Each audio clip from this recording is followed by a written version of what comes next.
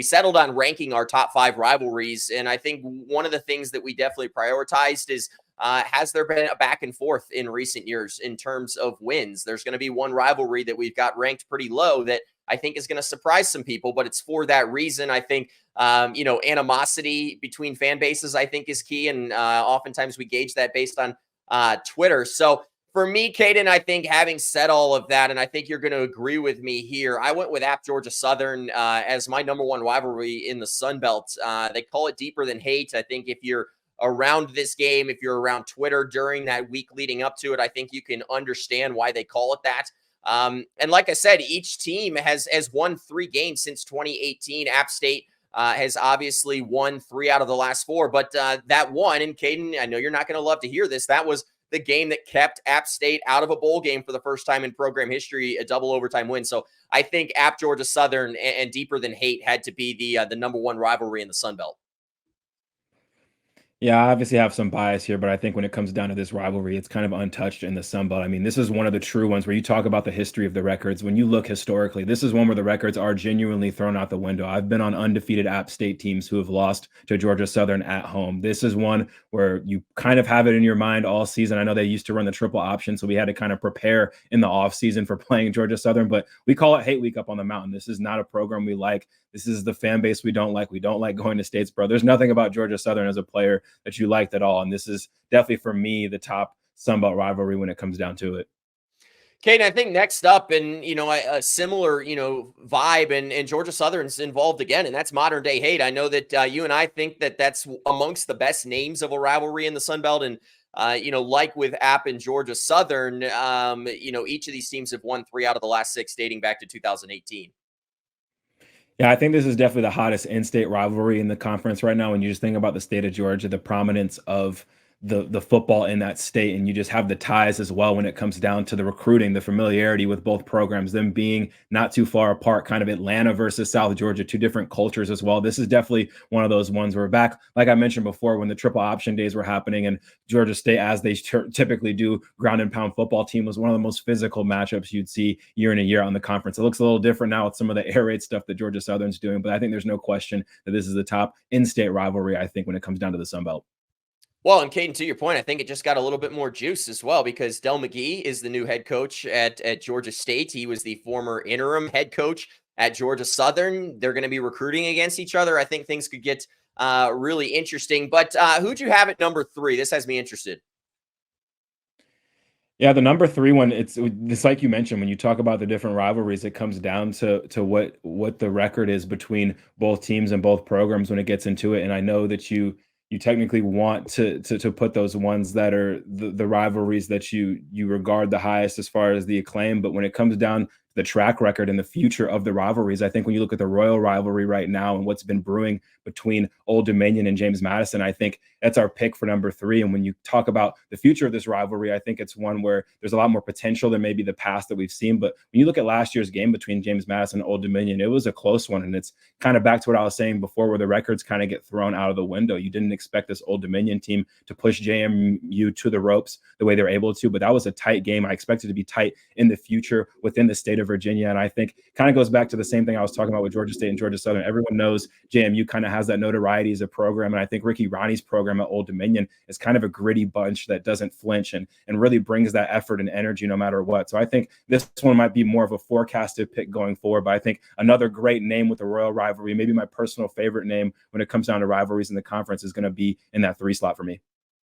Yeah, Kaiden, I think that's a great pick. And the one thing I love about the Royal Rivalry is this is a rivalry that got renewed because of some of the changes in the Sun Belt. These 2 teams played each other back in 2011, 2012. Old Dominion won both of those games, but now with JMU and Old Dominion both in the Sun Belt, this is a rivalry that we're going to see for many years to come. And JMU's won the last 2. The last one was close. So I think that that's a great trending up rivalry in the years ahead. But I know for us, checking in at number 4, and we go back to what we talked about, there has to be some back and forth in a rivalry. And I will say the next rivalry we're going to talk about, there's a lot of back and forth on Twitter, but when you look on the field, it has been controlled by one team lately, and that is the battle for the belts between Troy and South Alabama.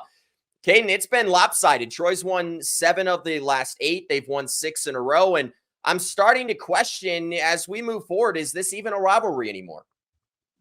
Yeah, it's a tough one. I think with coach turnover in both programs heading into next season, that'll maybe add to some neutrality when it comes to the lopsidedness of this rivalry. But I think 2022 was the best iteration we saw of this game. That's when you saw South Alabama having their breakout year as far as their program's history and their best shot at challenging Troy in that low scoring affair that we all got to watch on national television. But I think looking forward, this is another one like kind of the James Madison rivalry with Old Dominion that will get better with time, I think, throughout the Sun Belt. And I think the West at large just needs more rivalry. So I'm hoping that this battle for the belt, it's one of the few rivalries, I think maybe the only one in the conference that has a trophy to go along with it. That trophy and that belt has been staying in Troy, Alabama for quite some time now. But I think moving forward, it's definitely going to be one of the best ones in the West moving forward, not just with what you have in the state of Alabama, but hopefully with just a notable trophy and something that the entire country can kind of get behind. I know everyone loves a good old trophy between two rivals.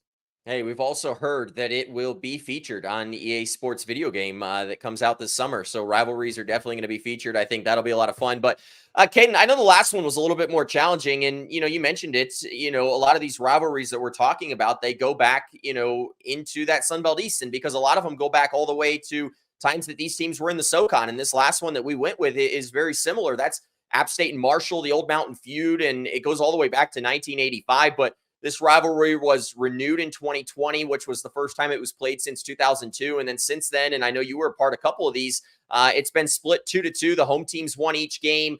So I think this is an interesting rivalry. And I think with the change and the growth of the Sun Belt, I think we could really see this rivalry become something special in the future.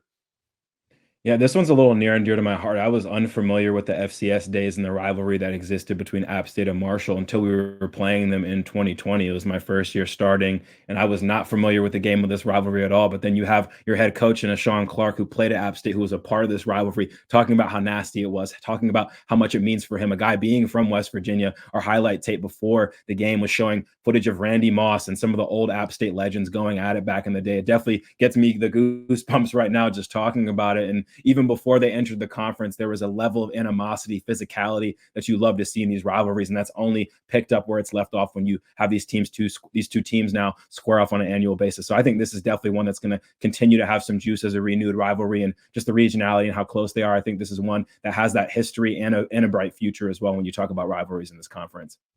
Brett, do you have a favorite? Man, call me old school, I guess, or maybe new school the way that we look at it now. I'd say JMU, App State. Just with everything.